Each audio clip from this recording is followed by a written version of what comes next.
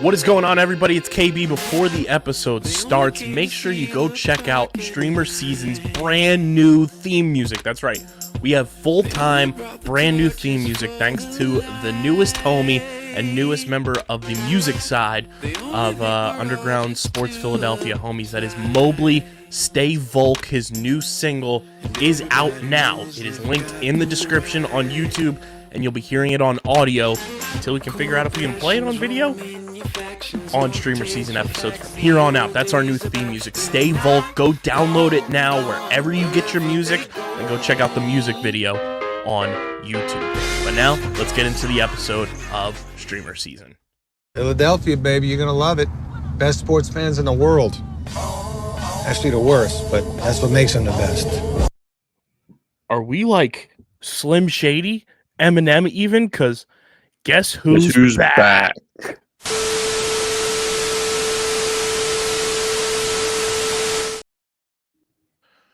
What is going on, fellow streamers? Welcome into another edition of StreamerSZN, the exclusive streaming platform, TV and movie podcast on the Underground Sports Philadelphia Podcast Network.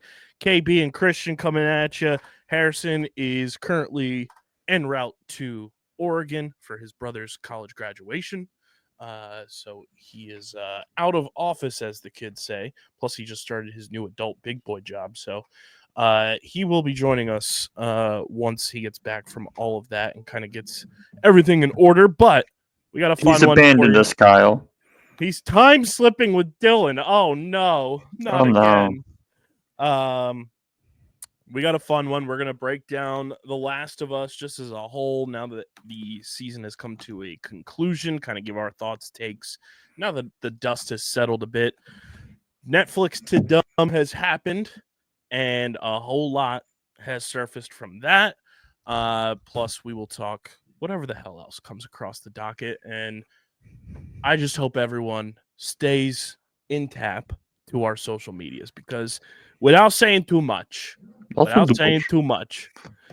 myself, Christian, and my good friend Corey, who I work with at one of the schools I work with their theater department, along with Casey and Owen, we're all going to be hanging out on Monday for something pretty cool. So you'll want to be tapped into our social medias for that, at StreamerSZN, at Underground PHI, and Underground Circuit socials as well. Be sure to follow us on the socials. Subscribe to the pod,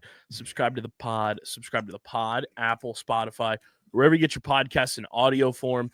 Leave us a 5-star review. It goes a long way for helping this show continue to grow, helps all of our shows on the network continue to grow. And since we last recorded, Christian, we finally have access to the channels feature on Apple Podcasts. So if you go to the channels tab on Apple, you can favorite the Underground Sports Philadelphia channel. You'll be able to keep up to date with new shows, new episodes, all that good stuff that comes out of Underground Sports Philadelphia.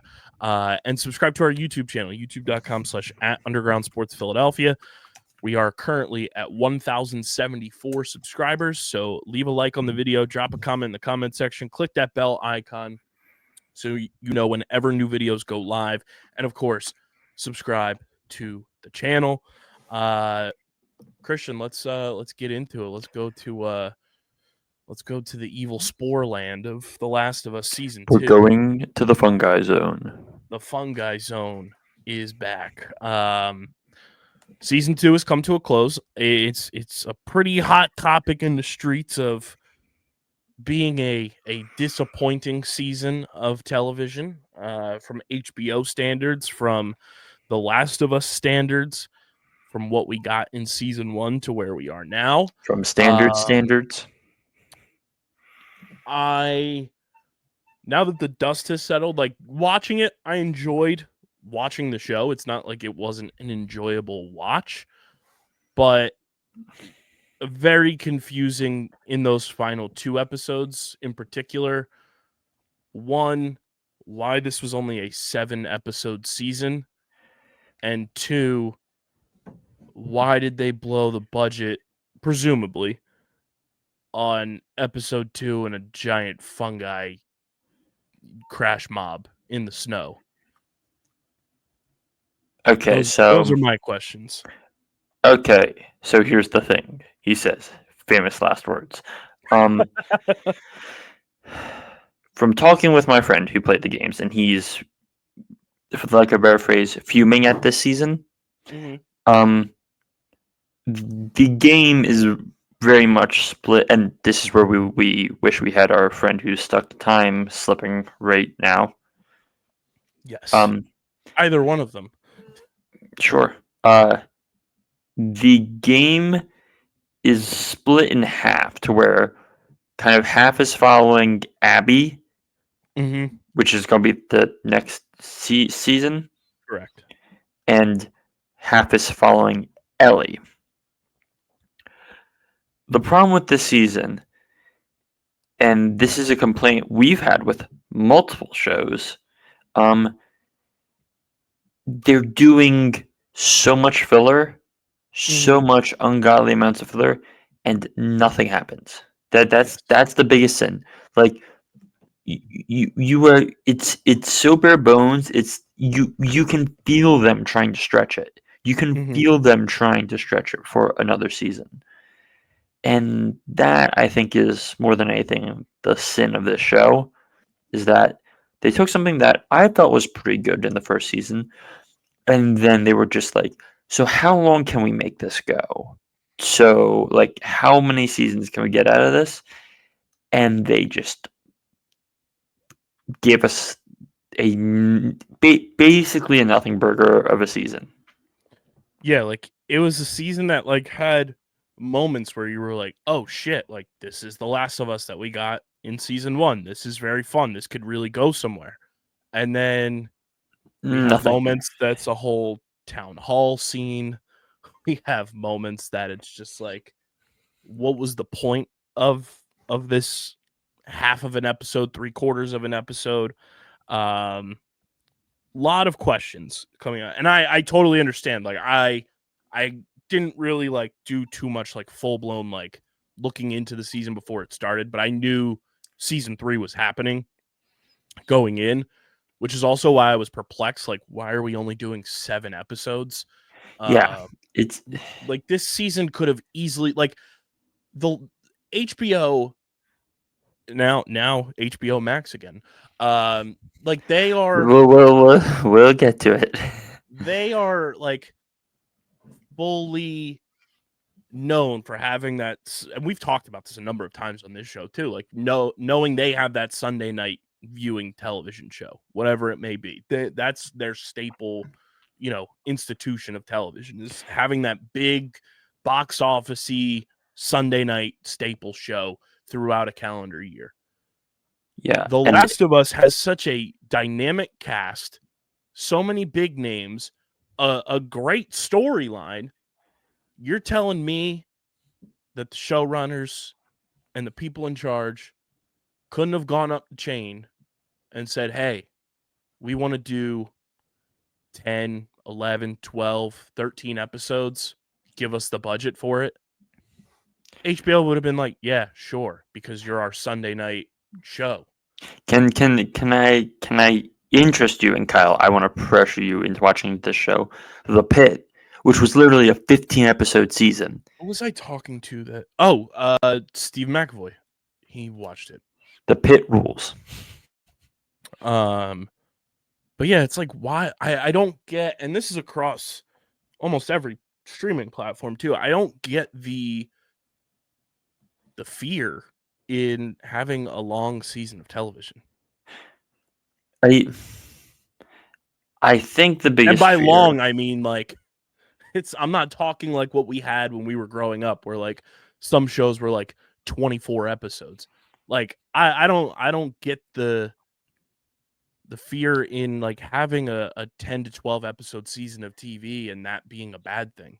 Yeah, so what I would say the problem is in the ongoing battle to keep people's attention, shows are continually getting scared that having longer seasons will lead to people checking out. And you can kind of see this with how it's been a problem with a bunch of the Disney shows where they start out big and then they taper off. Mm-hmm. So it is reasonable to have a concern, but the problem here is it's just they are taking something in which basically, if I'm being generous, 3 of the episodes were plot nothing burgers. Mm-hmm. I agree. And it's like, what? Why? What are we doing? Yeah, because it's like, and I get like the tone of the show is supposed to be a video game, and I get that, and I think, relatively speaking, for the most part, they do a very good job of that. You know, there's shows that we've seen in the past that like it does not feel like you're watching a video game, movie, or show, and they do a poor job of it. I just don't understand the pacing of this season. I don't understand the need for, like you said, a bunch of like the town hall scene is the one that like stands out to me the most. We Too didn't need long. we did not need to see all of that. Like that is something I felt like I was playing a video game and I was just mashing the A button to skip through. Like it was nothing in terms of plot development.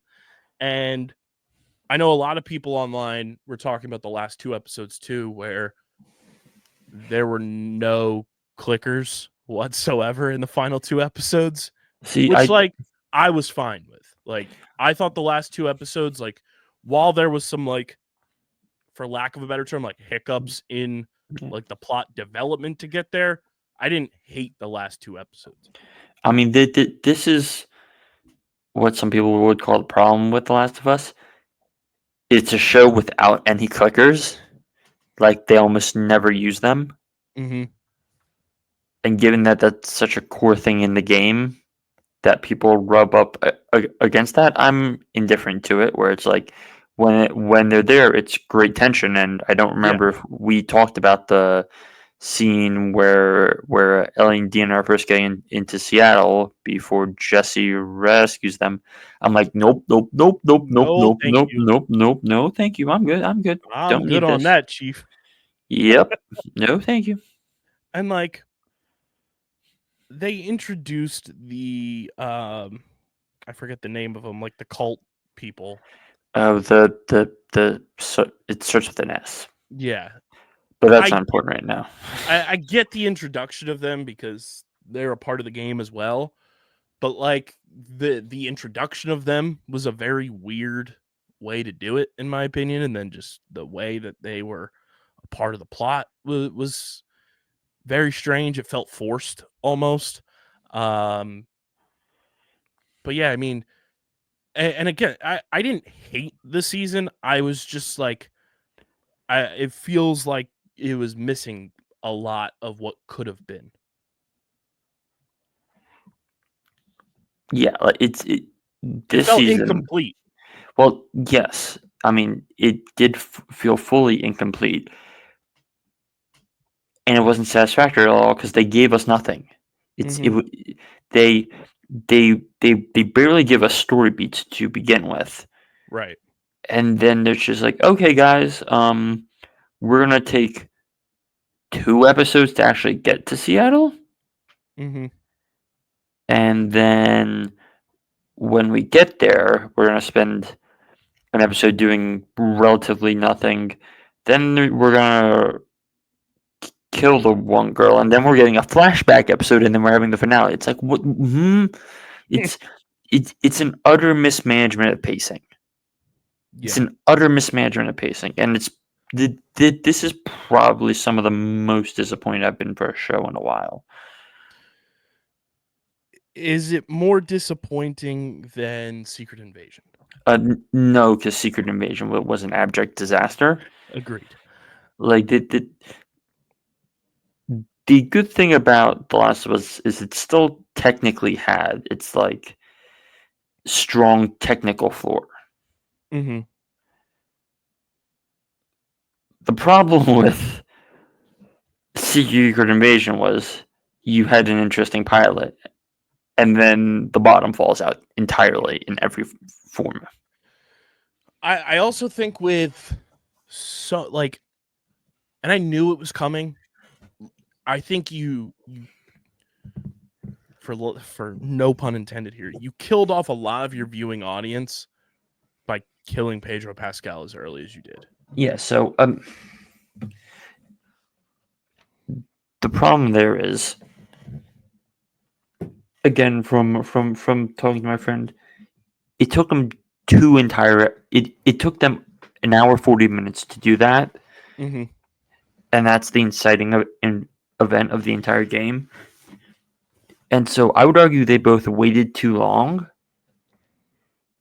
and also that the problem is removing Pedro Pascal and making some of the changes they did, where, from talking to my friend, there was a lot more Ellie and Jesse. Mm-hmm. Ellie and Jesse in the game. You're basically having Bella Ramsey and Isabella Merced try and carry this, and they just can't do it.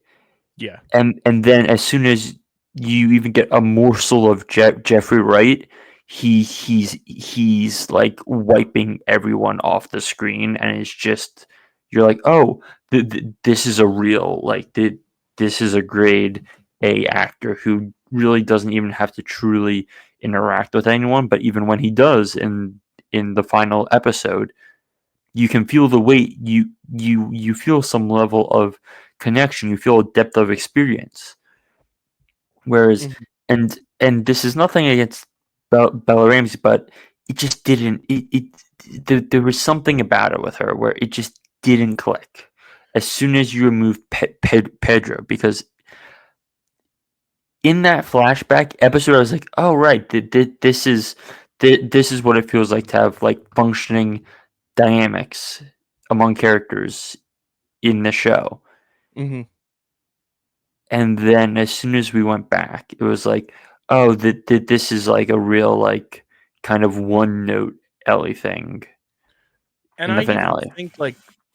think like moments Bella Ramsey had their like individual moments, but that's all it was. It wasn't like progression. I'm not blaming that on Bella Ramsey. I'm like blaming that on just like The writing. construction of writing, construction of the episodes, like shortening the amount of episodes, whether or not that was a thing. And like that's the thing too. Like I'm shocked at the writing of this season because Craig Mazin and Neil Druckmann and Haley Gross have been phenomenal, you know, prior to this, like throughout season one with Craig and Neil, and then Haley Gross came in for the final 2 episodes for this season for the first time. But like season one, we were not criticizing the writing at all. And if we did, it was very minimal things. Like there were moments in season one we were blown away. Like we gave one of the episodes, obviously everyone did, but we gave it like a perfect score. Yeah. From Like, top to bottom. here's And like I'm just here. perplexed that the writing fell off that hard. So here's what I sadly think is going to happen. We're going to like season 3 better. I agree. The writing will be maybe a little bit better, but it won't be like a leap back to season 1. But we'll like it a lot better because of functional character dynamics, primarily between Caitlin Dever and friend of the pod ? Jeffrey Wright. People are saying.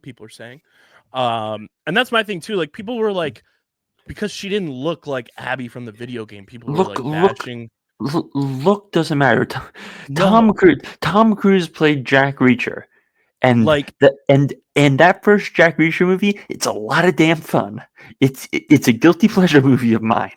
And I think Caitlin Dever, in the scenes we got, she was dynamic. She made you hate her. And like, that's the whole point. Like, she's supposed to be like the good guy, but she's like the anti-hero almost because you're so attached to Joel and Ellie. But like, she brings out like that villain type hatred. And I thought she was fantastic in so many of the scenes she was in. When she pops up in the finale, I'm like, oh shit. Like she was great. I was very impressed by how she portrays the character. I'm excited to like be in the POV of her in season 3. And anyone that's like bashing her because she doesn't look like a video game character, grow up. I mean, my biggest thing is this. This show this season had to live and die by Bella Ramsey. And I think among the, let's just roughly say, core four of the season, Abby, Ellie, Jesse, and Dina, she was by far the fourth. She was by far the worst, just in terms of like character and acting and everything. And again, that's we can both attribute that to writing and say that like it just didn't work. Yeah. Whereas it worked with season one, and I think Bella Ramsey is a good actor, but I think she needs someone to bounce off of for it to truly hit. I don't think she can solo carry this type of thing, and like in terms of season 3, I don't think Caitlin Dever is good enough to solo carry something.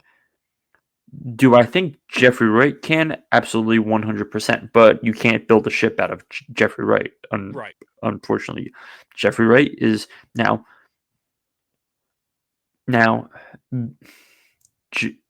they built the ship out of Jeffrey Wright when it comes to the movie American Fiction, which he's quite good in.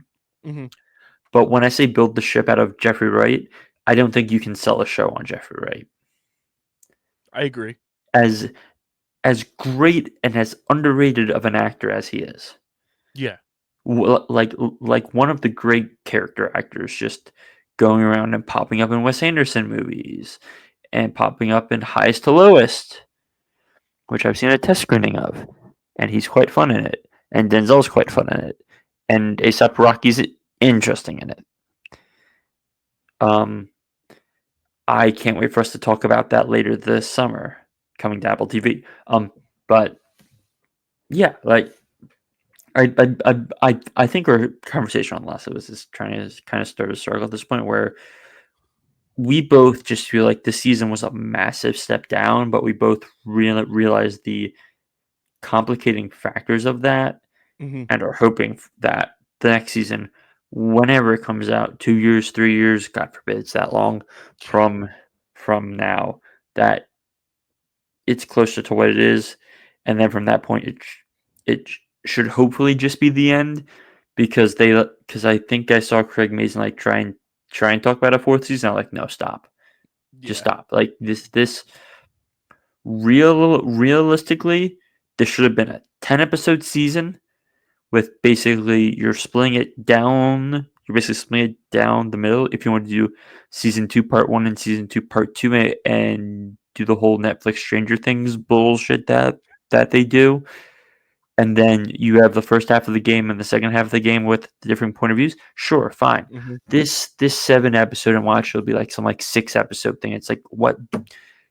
This could have been 10.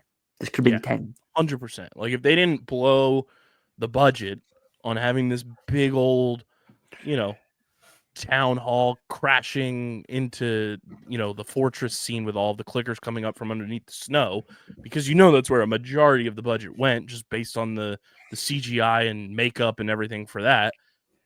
If you didn't, you take 33% of that budget and you disperse that across 2 more episodes, say make it 9 episodes, I think this season feels a little bit more complete than what we're feeling now. And that's not to say that there weren't other redeeming qualities of this season. I feel like there were moments as I was watching it, Christian, I don't know about you, where the camera shots and the cinematography of this season, and I know that's a whole trope that people say, when you start talking about that, that's how you know the product is bad.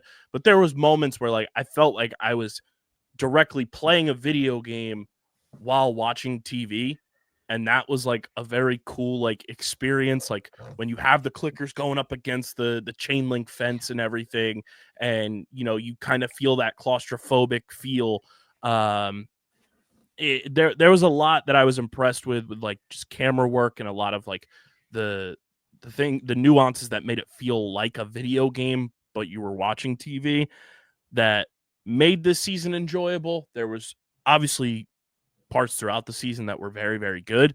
And then, like we've said, it's felt incomplete.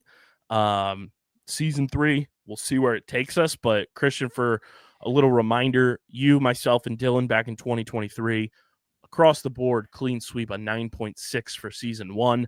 I already know you and I are both nowhere close to a 9.6 for season 2.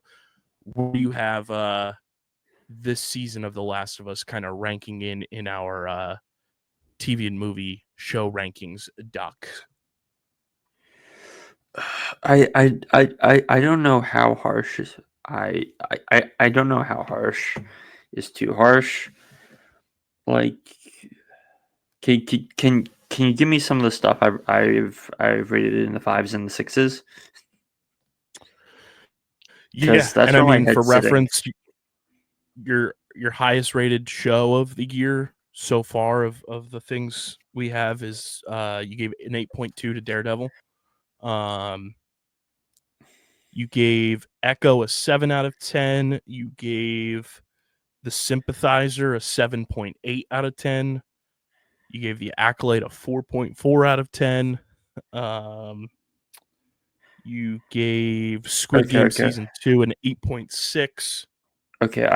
So I definitely feel like I need to adjust some of those, but I would call this Last of Us season, I don't know, like a 5-9. You gave Loki Season 2, you gave a 7 out of 10. Yeah, so this is like a high 5, low 6 for me. Let's just call it like a 5-9. 5.9 out of 10. Just because like I was expecting something much more, and it just Yeah. grinds to a halt. But I'm someone who like will grade on a curve if you have a high technical level, Mhm. and this show for the most part is like very high technical level. Yeah. So I can't dock it as much as say a Secret Invasion or you know. Yeah, let's see here. Secret Invasion. You gave a 3.3. I will also be addressing my Secret Invasion score moving forward. There were moments that I enjoyed this season, but like you said, there was a lot of things that really like made it a grind to get through. So I think I'm gonna give this season, based off of expectations we had coming in, what we got, and that incomplete feeling. I almost want to give it an incomplete score, like teachers would give an incomplete back in the day. But I'm gonna give it a 6.7.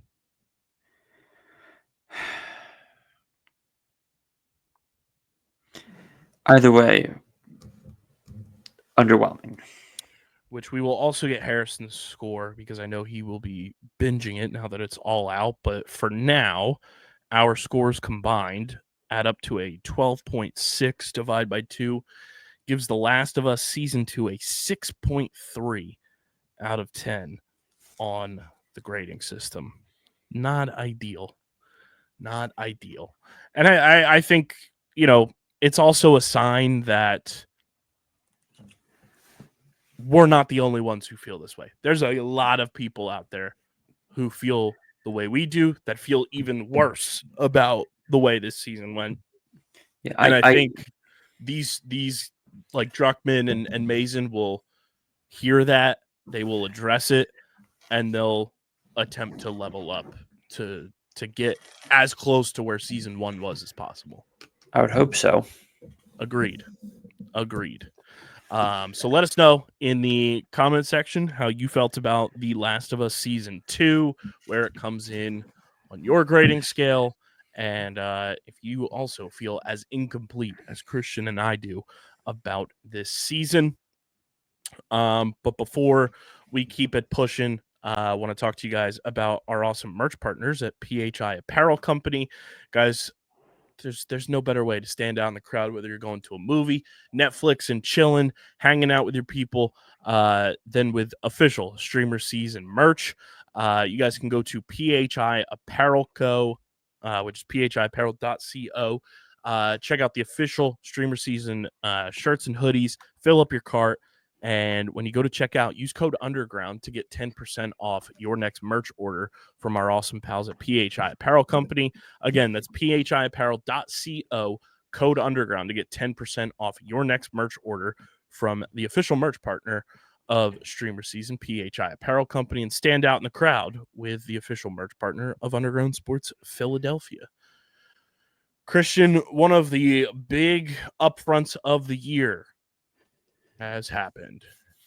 So it has. Netflix TUDUM has happened. I feel like a lot kind of was put out there for the people from everything that went down at TUDUM. A lot of things announced, a lot of first looks, and safe to say I was pretty impressed by what we've seen. I was pleasantly surprised by a few things and fully like I need this now on a couple of the other things. And then I'm just muted or don't care on a few other things, really. So when we look at what occurred, what are some of those things that stood out to you from the event that we got? Either sneak peeks for, got first looks, that kind of popped off the screen to you, all pun intended there. I mean, there's two things, and we can have a larger conversation about each thing. Mm-hmm. They're both movies. Okay. Do you want to take a guess at which one I want to talk about first? I'm gonna guess one of them is Wake Up Dead Man. Yes, and let's start there on that one. Yes. I'm all in. I'm all in. I've been all in. We're going for a slightly darker one this time. Are we going for slightly darker this time? And we have just again, it's an amazing cast where I just love where we've known this cast for a while, but I think it's worth talking about how it's like, oh yeah, like this is what we want a movie to be. This is where it's just like, yeah, this is what I wish I would go to the theater for, but Netflix, if you would please just give it at least a week, maybe two. Obviously, Daniel Craig, but you have Josh O'Connor playing a priest, Glenn Close, Josh Brolin playing a Monsignor, Mila Kunis playing a police chief, Jeremy Renner, Kerry Washington, Kaylee Spaney, Daryl McCormick, Andrew Scott, and Thomas Hayden Church. It's a sick cast. Like, yes, please, just all the time, every day, all the time. Let's keep it coming.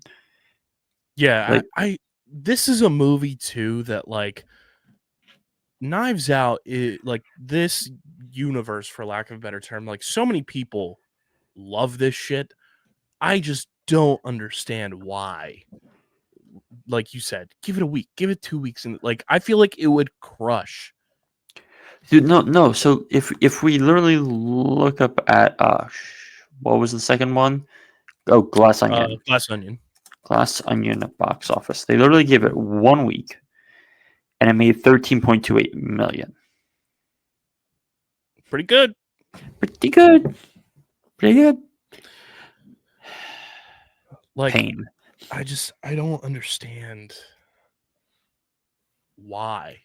Like I get your. I can explain to you why. It's because they hate the theaters and they want to destroy them. Yeah. Yeah. Need I say more? It's just frustrating. I'm gonna guess the second movie is Frankenstein. Yes, 100%. Yes. Oh my god! Just like I saw that trailer and I was like, oh, okay, and I'm like, okay, yep, I'm fully and beyond. And hold on 1 second, what is? Okay, that's not my car beeping. Okay, whatever. Anyway, I just saw that, and I've known for a while. It's like, okay, so Oscar Isaac and Mia Goth and Jacob Elordi. And I'm like, this is promising. And then we see the trailer. I'm like, oh yeah, Guillermo cooked.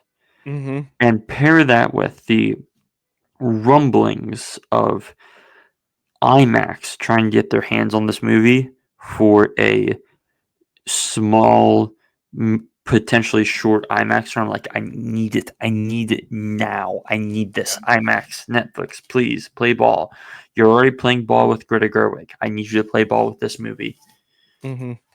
I'd be all in on that. Like, I saw just the beginning of the trailer, like when they were going through like the live event, and I was like, I'm sold. The black and white, the mountains. I was like, yep, Guillermo cooked. Yep, like you don't have to do that much to convince me with that cast and that director, but oh boy, do they really manage to do it. Yes, 100%. Was it just 3 movies? Because I know Happy Gilmore got another trailer. Which I have like little interest in that, but that's also because I'm not the biggest for Happy Gilmore guy in general. I think those are the only big things that got announced because we got and I'll save some of the smaller things, but I also, it's because it's coming out in 2026, but the Let 'Em Rip, the Matt Damon, Ben Affleck movie. that's a movie? Yeah. I didn't know that was going to be a movie. Yeah, it says the cast revealed that the film will release globally on Netflix January 16th, 2026. Interesting. And I mean the big thing that exploded the internet was obviously the Stranger Things trailer and the announcement that there will be 3 installments for. It's so dumb. It's so dumb. It's so unbelievably dumb. No, Christian, it's TUDUM. TUDUM. No. Part 1 comes out on November 26th, which I believe is a Wednesday. Yes, so it's the Wednesday before Thanksgiving. Then part 2 is on Christmas Day. And then the finale is on New Year's Eve. Why? And mind you, I don't know if you caught this, the finale is rumored to be basically a movie in and of itself. It's 2.5 hours. Because of course we can't have it be anything normal, right, Kyle? Now, if you know me, either in real life or from the show, you guys know I've been a huge Stranger Things fan pretty much from the beginning. I'm excited to have Stranger Things back, but it is kind of wild just seeing how long this show has taken to come together for everything. Like, we make fun of Game of Thrones, but holy shit, man. Like, I want to pull up, like, Priya Ferguson, who plays Erica Sinclair, in real life just graduated high school. Yeah, do we need to talk about Caleb? Do we need to talk about Caleb? Caleb's 23. Noah's 20. Finn's 22. Sadie's 23. Gaten's 22. None of this seems ideal. No, it's crazy. Yeah. Also, speaking of Stranger Things, I wanted to bring this up to you. I saw a hilarious tweet, and it was, is it me, or would Joe Keery have made a great Peter Parker / Spider-Man? And it was his head's shaped too much like a Funko Pop. Yeah. Yeah. Which A plus job. So funny. And I love Joe Keery, but man, that is so true. But yeah, I Him mean, and his Funko Pop ass. when he's back in Chicago, he feels it. I mean, I'm excited because it's like the culmination of what, the last decade of our lives. Of your life, maybe. I haven't watched a minute of this show. I always forget that. When did yeah, so the first episode, Christian, for context, came out July 15th, 2016. Seems like was a while ago. Effectively 2 years before this company started. Woof. I say a woof. All of this for 34 episodes so far. Not great. Crazy. If our co-host was here, we would let him muse on One Piece. Yes, he's very, very excited. Wednesday season 2, okay. Like it's a thing where it's just taking too long. Mm-hmm. It's just taking too long to get here. I'm honestly, when it comes to Squid Game right now, I'm kind of just like, okay, and like it's a problem where it's been too long with Squid Game, which is also hilarious because season 2, in relative terms, was not that long ago. Yeah, it's just not as interesting anymore, and it's kind of lost the magic, I would say. It's right around the corner of June 27th. Yep. What else did we get? We got there's a whole bunch of like WWE stuff. Shout out to Pat Pitts. Patrick Pittsburgh. We got there was something else too that I thought was part of the I guess not.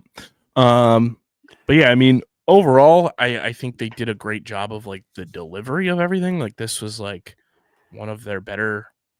Like Netflix TUDUM is just an upfront, everyone, for anyone that's like confused. Like that's for anyone who genuinely doesn't know. And I think this was one of the best like deliveries that they've had to kind of present everything. So I was like impressed with the delivery and like kind of getting everybody locked in on what was coming. But I mean, a lot of it feels like it's been a while since Netflix has had like things to watch outside of now they have obviously the WWE, they've had the NFL games on Netflix. It feels like it's been a while since we've had like the Netflix originals that do kind of bring people in to watch things on the platform. Yep, it's interesting because I would argue Netflix in recent times has done better at purchasing or bringing content. Like a couple weeks ago, they just brought in a bunch of Hitchcock movies, and I'm like, oh, Frenzy and Family Plot are now on Netflix, and those are like Hitchcock's the last 2 films, and there have been some of the hardest to like actually find a place to see. So I'm like, Netflix did some good. What? Yeah. So let us know how you felt about TUDUM and everything that happened with Netflix and what they put out, what you're excited about, what's coming to the platform, and what you want us to potentially talk about if we haven't already done it, like something like Squid Game, Stranger Things, etc. Let us know in the YouTube comment section. Christian, we got to talk about another platform though. And we got to speedrun this, boy. HBO Max is back. Like it never left. Like they never left. And it's wildly funny to me because as soon as all of this like occurred, whenever it was 2022, I think, we talked about this and we're just like, why? This is dumb. What are we doing? And then they merge with Discovery and they bring in all of the HGTVs and the Food Networks and everything and put it all under one umbrella. And we're like, why? And now it's no longer going to be under one umbrella. And now it's being split back up again. Well, so and I will say this: I don't think we can make fun of them for it because the problem is Comcast / Universal did announce they were going to do the same thing earlier this year, where they're spinning all their negative TV assets off, and they're just keeping Comcast proper, Universal and all that, they're going to have that as one main stock because it's a way to boost the stock price and everything. So, machinations.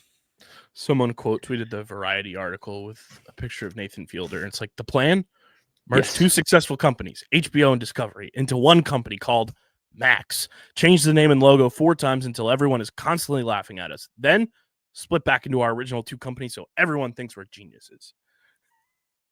Exactly. It's just so like, and they had stupid. some like outside agency thing do all this. It's been the same outside agency every single time. McKinsey. Yes. So they've made $100 million off of nothing. Literally, because Chris Backey, I believe is his name, tweeted in 2022, McKinsey was paid $55 million to advise Warner Brothers to combine with Discovery. From 2022 to 2025, McKinsey charged Warner Brothers Discovery $37 million by advising the company to change HBO to HBO Max, then to Max, then back to HBO Max. In 2025, McKinsey billed Warner Brothers Discovery an additional $63 million to determine that Warner Brothers and Discovery should be separate brands again. Well, yeah. This is the biggest get-rich scheme I've ever seen in my life. This happens when you have bad CEOs. Where do I want to go with this? So I'm going to hop on a mini trailer tangent just to round us up on the recent news of things. Where do we start? It's materialist seasons, folks. Everyone get hype. Everyone get hype. Everyone get hype. We're getting a Shin Godzilla re-release in August, which is hype. Kyle, do you know what Shin Godzilla is? I feel like we've texted about this. I think we texted about Godzilla -1. That's right. So Shin Godzilla, which is basically the movie that kind of rebirthed Japanese Godzilla films back in 2016, when there hadn't been a live action one made for over 12 years. It's quite literally, what if Godzilla attacked today? Mm-hmm. Instead of, it's World War II. So I've never seen it, but it's like very much like, government bureaucrats, how would the public react and such? And it's known for just being like really kind of brutal. So that they dropped a trailer for that. There's a John Cena, Idris Elba action movie where one plays the Prime Minister of the UK and John Cena is the president. Why? We got the Wicked for Good trailer. I'm still like, eh. And I'm also like, I can't wait for people to learn who Scarecrow and Tin Man are. Do you know the musical, Kyle? It's been a while. I won't say anything, but in the words of Hamilton, just you wait. Just you wait. We got a trailer for Kiss of the Spider Woman, which they're doing a new adaptation of that, which has Diego Calva and Jennifer Lopez in it. It's a musical. We got a trailer for Freakier Friday, which just keeps looking bad. Mm-hmm. Looks really bad. We got a full trailer for Eddington. The big news out today, though, Spaceballs 2, Kyle, The Search for More Money, coming 2027. Okay. Rick Moranis supremacy. Yes, Rick Moranis and Bill Pullman are coming back. And Mel Brooks is coming back as Yogurt. I need them to cast Lewis Pullman, though. I need them to fully commit to the bit. I'm pretty sure I saw something today that he's in. I haven't seen any Lewis Pullman news. I've seen the Bill Pullman news. But according to Discussing Film 2 hours ago, Lewis Pullman will star alongside his father, Bill Pullman. Yeah. Committing to the bit. Let's go. Now, this film also makes me examine the sad fact that, Kyle, Mel Brooks is 98, and Yeah.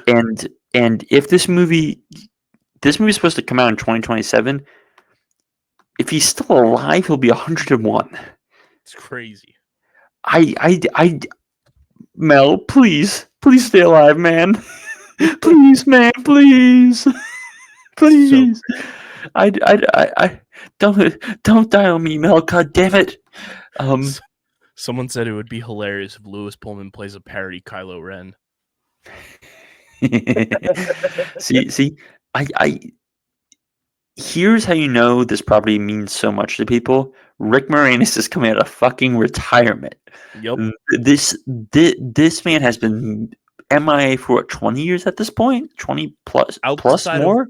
Outside of one story, I want to say 3 or 4 years ago, he was like walking the streets of New York and got like socked in the face by somebody who was like robbing a bank or something, and it like made headlines because it was Rick Moranis. Rick Moranis last acted in a live action film in 1997 for Honey, We Shrunk Ourselves, and his last film was Brother Bear 2 in 2006. This man has been retired for will have been retired for 21 years. Though, yeah. So like that's actually insane, but it's also something that makes me warm inside, but also worried about them getting filming done with Mel's advanced age.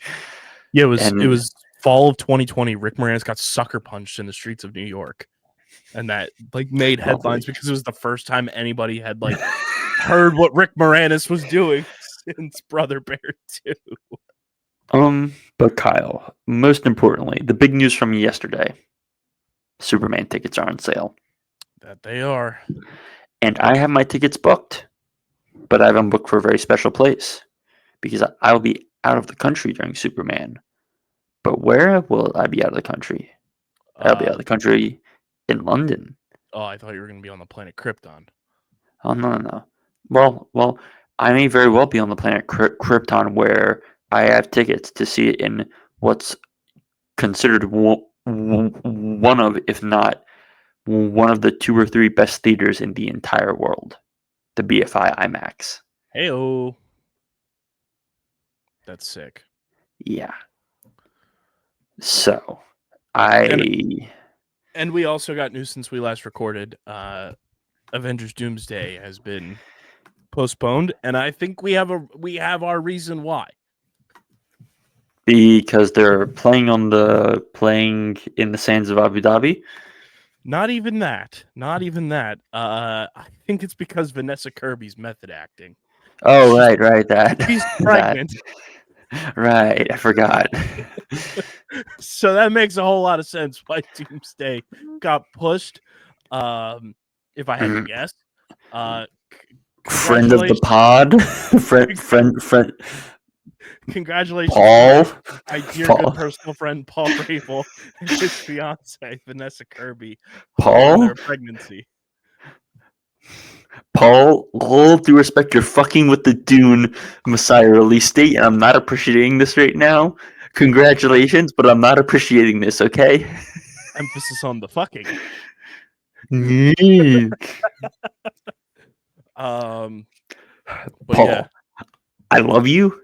You're great. You're a great advocate for this World of Lax, but this is annoying. Great advocate for this company. Like, yes, 100%. This is just a minor personal gripe, even though I've only met you once, and we were in an elevator in Philly, and we talked for like 10 seconds, and then we walked out. Stream Rabel's places on ESPN Plus. Yeah. Anyway. But yeah, Vanessa Kirby committing to the bit. You want to talk about committing to the bit?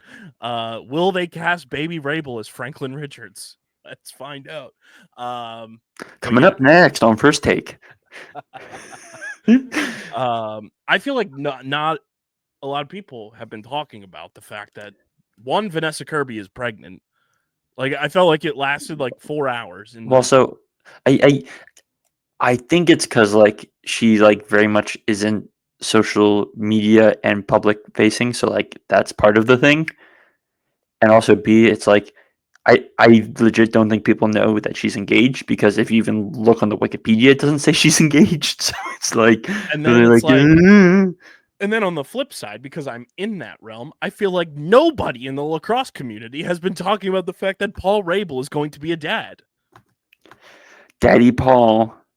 I'm just like, what is going on? What bizarro land am I living in?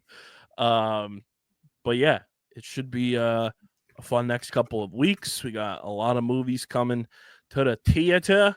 And like we said, Ooh. If we're in Bizarro land, can we get James Gunn to cast Paul Rabel as Bizarro? Hmm.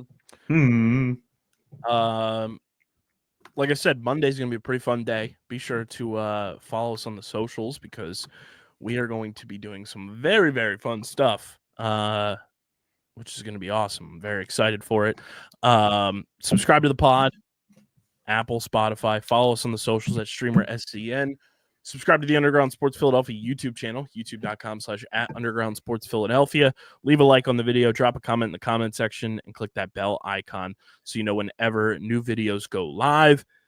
And this has been another edition of Streamer Season, the exclusive streaming platform, TV and movie podcast on the Underground Sports Philadelphia Podcast Network. For Christian, I'm KB. We'll see you all on the next one, but until then, we're going to hopefully finish completing the incompleteness that lives in our hearts from The Last of Us Season 2, and maybe that'll cause a loud to dumb noise to happen. But until then, we'll see you guys on the socials on Monday. Peace.